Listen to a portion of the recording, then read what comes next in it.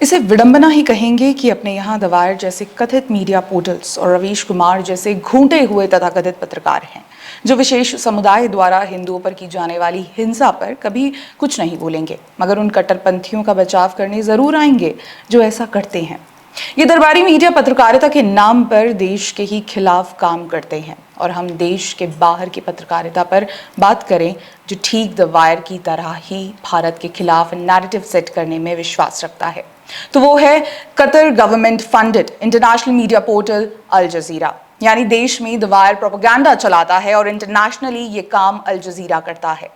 खैर, आज का मुद्दा द वायर नहीं है, आज का मुद्दा है अल जजीरा का इस्लामिक प्रोपेगेंडा जो बंगाल हिंसा को अपने नजरिए से दिखाना चाहता है ताकि अपना इस्लामिक प्रोपेगेंडा सेट किया जा सके। Qatar also launched a television network called Al Jazeera.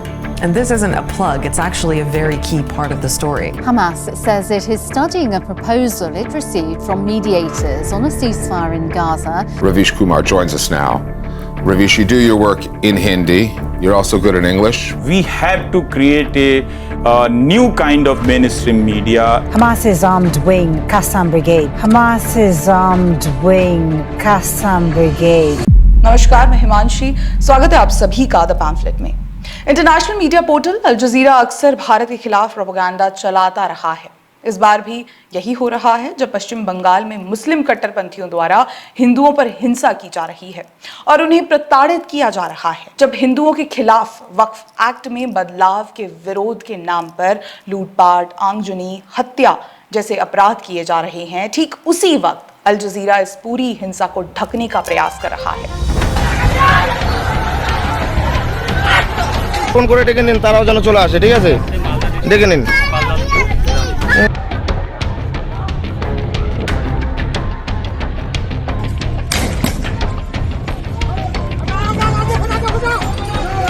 दरअसल अल जजीरा इस हेडलाइन के साथ एक आर्टिकल पब्लिश करता है, India develops troops after deadly protest over Muslim internment bill. Deadly protest यानी विरोध प्रदर्शन।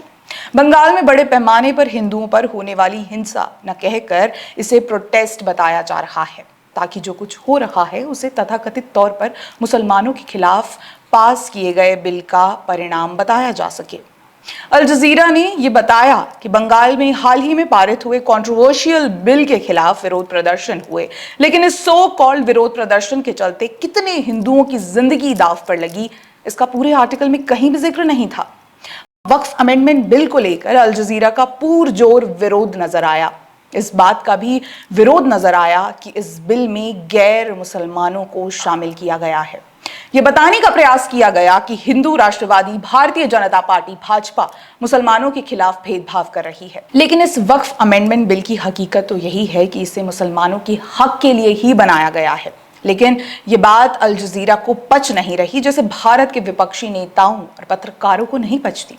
आपको बता दें, इस पूरे आर्टिकल में मुसलमानों को पीड़ित दिखाया गया। इस कथित रिपोर्ट में हिंदू समुदाय के खिलाफ हिंसा को सही बताते हुए कहा गया कि मुस्लिमों को डर है कि 1995 के कानून में बदलाव से ऐतिहासिक मस्जिदों, दुकानों, दरगाहों, कब्रिस्तानों और हजारों एकड़ जमीन सहित वक्फ संपत्तियों पर कब्जा, विवाद, विध्वंस का खतरा हो सकता है। दोस्तों, अल जजीरा ने इन कट्टरपंथियों के तथाकथित दुख पर तो पूरा लेख लिख दिया, मगर उन बंगाली हिंदुओं का क्या जो आज अपने ही राज्य में रिलीफ कैंप्स में रहने को मजबूर हैं, अपने ही घरों से बेदखल किए जा रहे हैं।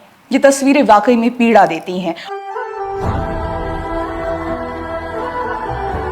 और सवाल उठाती हैं कि जिन कट्टरपंथियों ने आज ये हिंसा की आग लगाई, उन्हीं को ऐसे कथित मीडिया पोर्टल्स पीड़ित कैसे दिखा सकते हैं। अल जजीरा की बंगाल हिंसा वाली कवरेज में कहीं भी पीड़ित हिंदुओं पर एक शब्द नहीं था।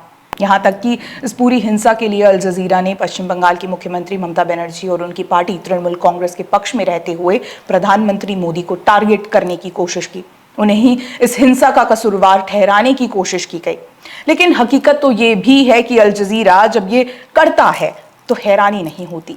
ये कथित मीडिया पोर्टल भारत के खिलाफ अपना एजेंडा चलाता रहा है। ये कथित मीडिया पोर्टल इस्लामिक एजेंडे को डिफरेंट पैटर्न से प्रमोट करता है, जिसका मकसद एक ही है, इस्लामिक एजेंडा। अब असल सवाल आता है कि अल जजीरा ऐसा कर क्यों रहा है? आखिर अल जजीरा इस्लामिक प्रोपेगेंडा को इतना तवज्जो क्यों दे रहा है? इसका मकसद क्या है? तो जवाब है अल जजीरा का आतंकवाद कनेक्शन। अल जजीरा के इस आतंकवाद कनेक्शन को मैं पूरे फैक्ट्स के साथ रखूंगी, जो कि आप सभी का जानना जरूरी है। तो लंबे समय से आप सभी ने अल जजीरा के हमास के साथ संबंधों की काफी चर्चा सुनी होगी, राइट? तो आपको बता दूं कि ये हकीकत है, इसीलिए इस पर चर्चा भी हो रही है।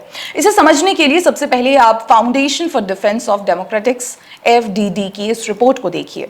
इसमें विस्तार से बताया गया है कि गाजा में अल जजीरा के 6 पत्रकार या तो हमास या फिलिस्तीनी इस्लामिक जिहाद PIJ के सदस्य हैं। IDF ने अल जजीरा के संवाददाताओं के आतंकवादी संगठनों से जुड़े होने के दावे वाले कई डॉक्यूमेंट्स भी जारी किए। Documents like personal tables, list of terrorist training course, phone directories and salary documents for terrorist. और ये सारे डॉक्यूमेंट्स IDF को गाजा में ही मिले हैं।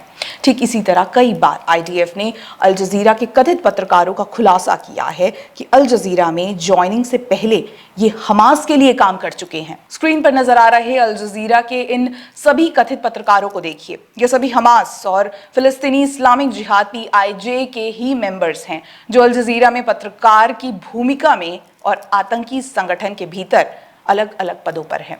यहाँ तक कि एक बार खुद इजरायली आर्मी ने अल जजीरा के कथित पत्रकार के हमास मिलिट्री विंग में सीनियर कमांडर होने के सबूत भी पेश किए थे, जब इस कथित पत्रकार की कुछ खुफिया तस्वीरें सामने आई थी। अब अगर आप ये सोच रहे होंगे कि अल जजीरा के कथित पत्रकारों का ही केवल आतंकी संगठनों के साथ संबंध है, तो आपको यहाँ अधूरी जानकारी है। पूरी जानकारी ये है कि हमास और इंटरनेशनल मीडिया पोर्टल अल जजीरा के बीच पूरा सहयोग है, जिसका खुलासा खुद IDF ने कई डॉक्यूमेंट्स के साथ किया है। IDF का कहना है कि इन डॉक्यूमेंट से पता चलता है कि हमास अपने इंटरेस्ट के हिसाब से अल जजीरा के मीडिया कवरेज को निर्देश करता है, यानी अल जजीरा हमास की कठपुतली बन काम कर रहा है। तभी तो हमास को लेकर इनकी हमदर्दी इनके आर्टिकल्स में साफ झलकती है। इनके एंकर्स आपको हमास के ही दुखड़े सुनाते हुए नजर आएंगे। Qatar also launched a television network called Al Jazeera. And this isn't a plug, it's actually a very key part of the story. Hamas says it is studying a proposal it received from mediators on a ceasefire in Gaza. Ravish Kumar joins us now. Ravish, you do your work in Hindi.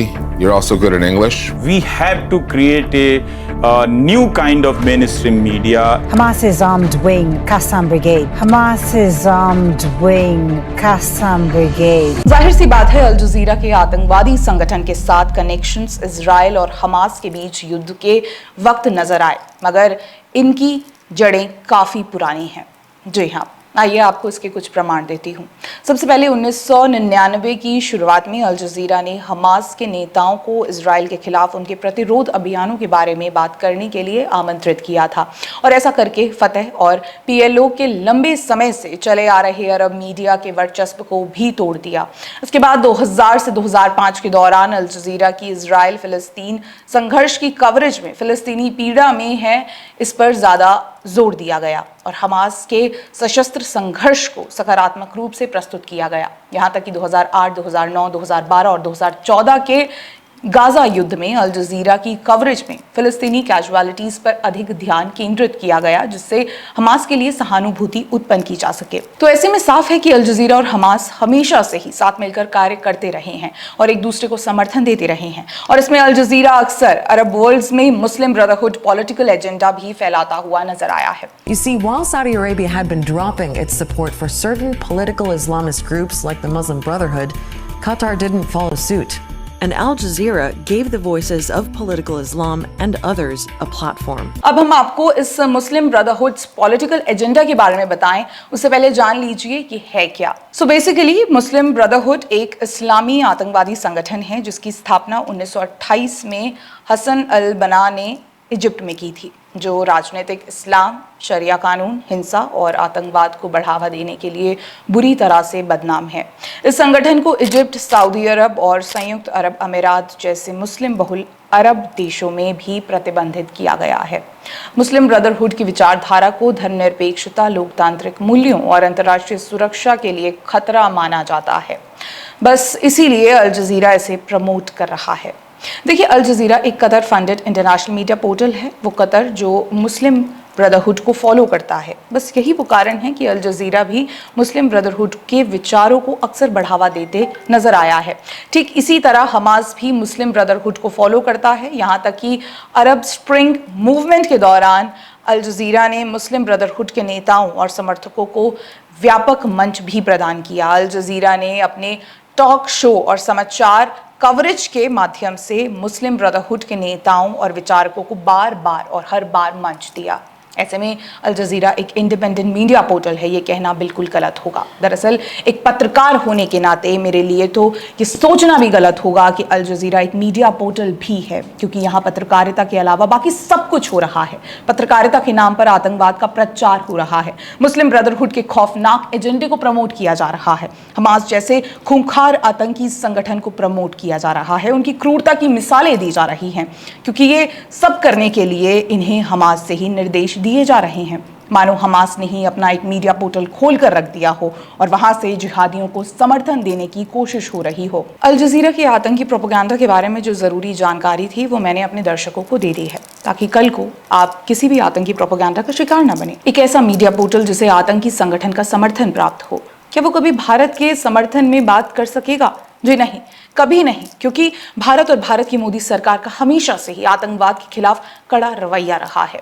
Modi कहता है, आओ हम सब एक होकर आतंकवाद को खत्म करें। जम्मू एंड कश्मीर के पीएको को आप भारत का हिस्सा नहीं मानते हो क्या? एग्रेसिव ना हो, जान दे देंगे इसके लिए। क्या बात कर रहे हो आप? एग्रेसिव होने की क्या बात कर रहे हो? जान दे देंगे इसके लिए। ये सबसे बड़ा कारण है कि अल जजीरा अक्सर आपको प्रधानमंत्री मोदी की निंदा करते हुए नजर आ ही जाएगा।